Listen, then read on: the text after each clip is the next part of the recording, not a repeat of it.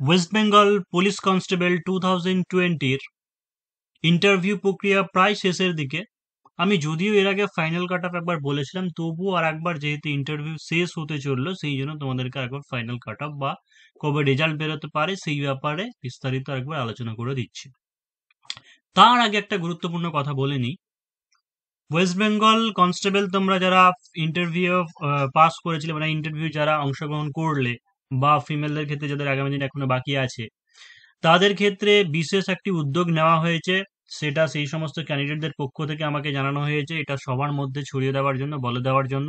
তো অবশ্যই আমি তোমাদের সাথে আছি এবং তোমাদেরকে অ্যাওয়ারনেস দেওয়ার জন্য আমি বিষয়টা জানাচ্ছি যে 27শে সেপ্টেম্বর 11টা নাগাদ করুণাময়ী বাস স্ট্যান্ডের সামনে জমায়েত হতে হবে হচ্ছে West Bengal police recruitment board বা হচ্ছে আরক্ষ ভবন। সেখানে গিয়ে কিছু ডিমান্ড আছে, দাবি আছে, মানে অভিযোগ ঠিক বলবো না, অভিযোগ ঠিক বলা যাবে না, যে কিছু কিছু ব্যাপার, সেই জিনিসটা কি কি বিষয় দেখে নাও। যে ওয়েস্ট বেঙ্গল পুলিশের সমস্ত রিক্রুটমেন্ট যে ওয়েটিং লিস্টের দাবি, তার কারণটা একটা জিনিস বুঝতে পারছো তো, একসঙ্গে ইসাই, তারপরে এক্সাইজ, এনভিএফ, এসওআই, এই সমস্ত পরীক্ষা হচ্ছে, ওয়্যারলেস অপারেটর, ওয়্যারলেস সুপারভাইজার। তো ব্যাপারটা হচ্ছে প্রচুর কিন্তু ভ্যাকান্সি শূন্যপদ থেকে যাবে, কারণ এই সমস্ত কনস্টেবলের ক্যান্ডিডেটরা যখন এসআই বা ওয়্যারলেস অপারেটর বা এসওআই এই সমস্ততে জয়েন করে যাবে তখন হয়ে যাবে। এই কারণের জন্য একটা দাবি, সেটা হচ্ছে যে ওয়েটিং লিস্ট রাখা। ঠিক আছে, ওয়েটিং লিস্ট রাখা এটা হচ্ছে একটা দাবি, আর একটা হচ্ছে দ্রুত ফাইনাল মেরিট লিস্ট প্রকাশ করা। সেই সঙ্গে হচ্ছে অন্যান্য ক্যান্ডিডেট যারা আছে, যারা বাংলা ঠিকঠাক লিখতে পড়তে জানে না, ঠিক আছে, সেই সমস্ত ক্যান্ডিডেটরা যাতে অংশগ্রহণ করতে না পারে, বা অন্যান্য স্টেটের, এই জিনিসগুলো দাবি রাখা বা হচ্ছে একটা অনুরোধ রাখা, যাতে আমাদের পশ্চিমবঙ্গর যে সমস্ত বেকার যুবক যুবতী যারা একটু অল্পের জন্য যারা পাচ্ছে না, ঠিক আছে, তারা যেন একটু সুযোগ সুবিধা পায়, সেই কারণের জন্যই হচ্ছে এই দাবি। তো আমি একটা গ্রুপের লিঙ্কও দিয়ে রাখবো, হোয়াটসঅ্যাপ গ্রুপের, সেখান থেকে তোমরা ডিটেলস জেনেও যাবে। তা দেখেও রাখো যে 27শে সেপ্টেম্বর, ঠিক আছে, 27শে সেপ্টেম্বর 11টা নাগাদ করুণাময় বাস স্ট্যান্ড, সেইখানে আর কি সমবেত হবে যারা তোমরা ওয়েস্ট বেঙ্গল পুলিশ কনস্টেবলের ক্যান্ডিডেট আছো। ঠিক আছে, সেই সঙ্গে অন্যান্য যারা ক্যান্ডিডেট আছো, যারা আগামী দিনে বসতে চাও বা এই সমস্ত জিনিসগুলোকে সাপোর্ট করো, ঠিক আছে, তারাও এখানে অংশগ্রহণ করতে পারো। এবারে দেখো যে ফাইনাল কাট অফের ব্যাপার, এটা এর আগেও আলোচনা করেছি, তা একবার দেখে না, তোমাদেরকে রিমাইন্ড করে দিচ্ছি যে ওয়েস্ট বেঙ্গল কনস্টেবলের মেইনের রেজাল্ট যেটা বের হয়েছিল, মেইনের ক্ষেত্রে female category, male category UR, ঠিক আছে, আনরিজার্ভ ক্যাটাগরি মেল ক্যান্ডিডেটের কত কাট অফ হয়েছিল, 42.5, অর্থাৎ 42.5 কাট অফ হয়েছিল। অন্যান্য বার জানো যে 1.5 গুণকে পাস করানো হয়, এবারে কিন্তু ডবল পাস করানো হয়েছে, দ্বিগুণকে পাস করানো হয়েছে। তো এর আগে বার 39 কাট অফ হয়েছিল, সেখান থেকে কিন্তু 56 কাট অফ হয়, অর্থাৎ +17 মার্কস, 17 নম্বর বেড়েছিল। অনেকে সেই হিসেবে ভাবছে যে এবারে হয়তো যেহেতু ডবল পাস করিয়েছে, তাহলে হয়তো কাট অফ আরো বেশি বাড়তে পারে। তো একটা জিনিস মনে রাখবে, কারণ কোশ্চেন প্যাটার্ন এবার যথেষ্টই টাফ ছিল। তো 42.5 যে কাট অফটা হয়েছে, আমার মনে হয় যে বেশিরভাগ ক্যান্ডিডেটের নাম্বার ঘোরাফেরা করবে হয়তো এই কাট অফের বর্ডার লাইনে, বা হচ্ছে 44, 45, 46 এইরকম। তাই সেই হিসাবে ইউ আর একজন ক্যান্ডিডেট, তোমরা যারা 46 নম্বর পেয়ে আছো রিটেনের ক্ষেত্রে, এবং ইন্টারভিউর ক্ষেত্রে যদি 8, 9 নম্বর পেয়ে যাও, ঠিক আছে, তাহলে 9 নম্বর পেলে হবে না, মোটামুটি 10 নম্বর যদি পেয়ে যাও তাহলে সেফ জোনে থাকবে, বা হয়তো চাকরি পেয়ে যাওয়ার সম্ভাবনা থাকবে।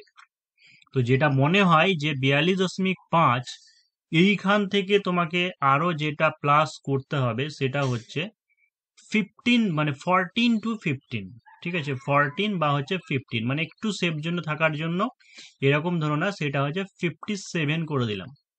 ঠিক আছে, তার কমেও হতে পারে, কমেও হয়তো হতে পারে, কিন্তু 57 অবশ্যই পাবে আশা করা যাচ্ছে। দেখো ইন্টারভিউ এর ক্ষেত্রে কেমন কিরকম কি নাম্বার পাওয়া যায়। ইন্টারভিউ দেখো যে কোনো জায়গায় খুব একটা সিরিয়াসলি হয়েছে বলে মনে হয় না। তো কিভাবে তাহলে নাম্বার দেওয়া হবে, এখানে ইন্টারভিউ অর্থাৎ সাক্ষাৎকার, মানে এটা এখানে খুব একটা পার্সোনালিটি টেস্ট বা হচ্ছে একটা গ্যাজেট লেভেলের মতো বা এসআই টেসআই লেভেলের মতো যেরকম হয়, সেরকম কিন্তু পার্সোনালিটি টেস্ট হয়নি, এখানে কিন্তু ইন্টারভিউ হয়েছে। ইন্টারভিউ মানে ওখানে কোয়ালিফিকেশনের তোমার একটা ব্যাপার আছে, ঠিক আছে, যাদের হয়তো গ্র্যাজুয়েশন বা মাস্টার্স আছে, তারা অবশ্যই, অনেকে ক্রস কোশ্চেন করলে পরে কোয়ালিফিকেশন একটা ব্যাপার আছে, এবং পার্সেন্টেজ, তোমার এডুকেশনাল কোয়ালিফিকেশন কেমন, এই সমস্ত ব্যাপারে কিন্তু একটা আলাদা প্লাস পয়েন্ট আছে, বা তুমি রিটেন এক্সামে কেমন পেয়েছো। তো সেই হিসাবে তাদেরকে কিন্তু খুব ভালো নাম্বারই দেওয়া হয়, মোটামুটি 12, 13, 12 পর্যন্ত পেয়ে যায়, 12, 12.5 অনেকেই পায়।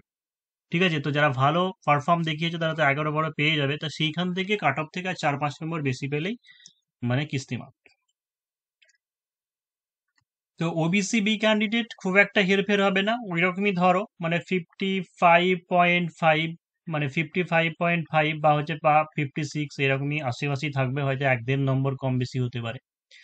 এসসি ক্যান্ডিডেট যারা আছে, দেখো এসসি ক্যান্ডিডেট 37.75 ছিল, তাই তো? 37.75, এখান থেকে কি করবে আরো 13 নম্বর, 12 থেকে 13 নম্বর ইনক্রিজ করে নাও। 12 থেকে 13 নম্বর, তার মানে হচ্ছে মোটামুটি ধরে নাও যে 51 ধরে নিলাম, 50 থেকে 51। ওবিসি এ ক্যাটাগরি একটু কম থাকবে, এখানে ধরো 49 এরকম হতে পারে। প্রিভিয়াস রেকর্ডে যদি দেখো তাহলে সেই ক্ষেত্রে ওবিসি এ ক্যাটাগরির কিন্তু খুব একটা ইনক্রিজ হয়নি, মানে মোটামুটি 9-10 ইনক্রিজ হয়েছে। তো সেই হিসেবে 49 হয়তো একটু বেশি হয়ে গেল, 47 থেকে 48 ধরে নিতে পারে, 47 থেকে 48। এসটি ক্যাটাগরি হয়তো +10 করে নাও, মানে হচ্ছে 41 বা 42 এরকম করে নাও। এবার মহিলাদের ক্ষেত্রে চলে এসো। মহিলাদের ক্ষেত্রে খুব একটা নম্বরের হেরফের হবে না, এখানে যেমন 42.5 আছে, এখানে 39.75, এমনিতে মেনের ক্ষেত্রে খুব একটা হেরফের হয়নি। তবে ওই 2-3 নম্বর হয়তো কম বেশি থাকতে পারে, মানে মোটামুটি ধরে নাও 55 হতে পারে। তো ফিমেল ক্যাটাগরি মোটামুটি 54.5 থেকে 55, ঠিক আছে। ওবিসি বি ক্যাটাগরি মোটামুটি 51 থেকে 52 ধরো।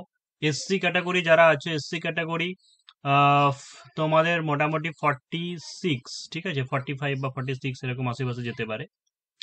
আর ওবিসি এ দেখো, ওবিসি এদের কিন্তু কাট অফ অনেকটাই কম হয়েছে, মানে 28.25 হয়েছে। তার মানে এখান থেকে আর খুব হয়তো 9-10 ইনক্রিজ হতে পারে, মানে হচ্ছে হয়তো ম্যাক্সিমাম 37 থেকে 38 ধরে নিলাম। আর 35.75 যেটা এসটি ক্যাটাগরি হয়েছে, এসটি ক্যাটাগরি আর হচ্ছে এসসি ক্যাটাগরি এদের প্রায় একই থাকবে, ওই রকমই 45-6 এর আশেপাশেই থাকবে। আহ, একটা জিনিস হতে পারে যেটা মনে হচ্ছে এসসি বা ওবিসি এ 51 বা 49 এটা থেকে কিছুটা কমতে পারে। আমার মনে হচ্ছে এসসি ক্যাটাগরি আরেকটু হয়তো কমতে পারে, মোটামুটি 50 বা 49-50 এরকম হতে পারে। ওবিসি এদের ক্ষেত্রে হয়তো 1 নম্বর বা একটু কমতে পারে, 48 হতে পারে। মানে এটুকু জেনে রাখবো যে 51 অবশ্যই একটু বেশি বেশি লাগছে, মানে এর বেশি যাবে না এই জায়গাটা, এসসি আর ওবিসি এ ক্যাটাগরি নাম্বারটা। কিন্তু ইউআর ক্যাটাগরি মোটামুটি 56.5 হতে পারে বা 57 থাকলে তো অবশ্য হয়ে যাবে। এইটুকু হচ্ছে আমার প্রেডিকশন, মানে যেটা মনে হচ্ছে যে এইরকমই কাট অফ যাওয়ার কথা। তো যাই হোক, যাদের যা কোয়ালিফিকেশন আছে বা যার যেটা ইচ্ছে আছে, স্বপ্ন আছে, সেই জিনিসটা ফোকাস করতে হবে। শুধু তো কনস্টেবল নিশ্চয় আশা করি কেউ থেমে থাকবে না, এটা এটা পেলেই থেমে থাকবো। এই কারণের জন্য আগামী দিনে যে সমস্ত এসআই এর ভ্যাকেন্সি আসছে বা এসআই এর পরীক্ষা আছে, সেই সমস্ত দিকে ফোকাস করো। তো দেখা যাক কতদূর কি হয়। আরেকটা জিনিস, রেজাল্ট যেটা, সেটা কবে পাবলিশ হবে সেটা হচ্ছে বড় প্রশ্ন। দেখো রেজাল্ট যেটা শুনেছিলাম যে পুজোর আগেই নাকি ফাইনাল রেজাল্ট রেজাল্ট দিয়ে দেবে, এরকম একটা শুনেছিলাম, কিন্তু এখন পর্যন্ত অফিসিয়াল যেটা মানে নিউজ, সেই জিনিসটা পাইনি। তবে সম্ভব নয়, তার কারণ অন্যান্য বার কম ক্যান্ডিডেট একটু কম থাকে, বা দ্বিগুণ পাস করেছে তো অনেক প্রচুর ক্যান্ডিডেট আছে।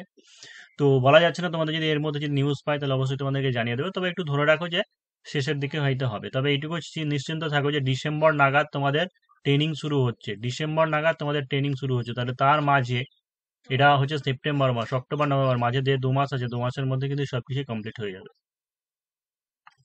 তবে যাই হোক, আরেকবার তোমাদেরকে মনে করিয়ে দিই, তোমরা যদি চাও, যদি মনে হয় যাদের কাট অফের বর্ডারে যে নাম্বার আছে, একটুর জন্য হয়তো ফেল করে যেতে পারে বা একটুর জন্য যেন চাকরিটা হাতছাড়া হয়ে যেতে পারে, এরকম যদি ভয় থাকে, বা যদি এইটাকেই মানে এই যে সুযোগটাকে যদি হাতছাড়া না করতে চাও, তাহলে 27 সেপ্টেম্বর তোমরা জমায়েত হও। ঠিক আছে, যে তোমাদের যে টার্গেটটা আছে বা যে লক্ষ্যটা আছে বা যে আহ, আবেদনটা আছে পুলিশ রিক্রুটমেন্ট বোর্ডের প্রতি, সেই সমস্ত জিনিসটা যাতে সফল হয়, তোমাদের যে লক্ষ্যটা, টার্গেটটা, ঠিক আছে, সেটাকে সফল করার জন্য তোমরা অবশ্যই 27 সেপ্টেম্বর এই তারিখের মধ্যে জমায়েত হওয়ার চেষ্টা করো। যারা বুঝতে পারছো না তাদের জন্য একটা আমি হোয়াটসঅ্যাপ গ্রুপে লিঙ্ক দিয়ে রাখছি, সেখান থেকে তোমরা ডিসকাস করে নিতে পারবে যে কবে কোথায় কিভাবে যেতে হবে।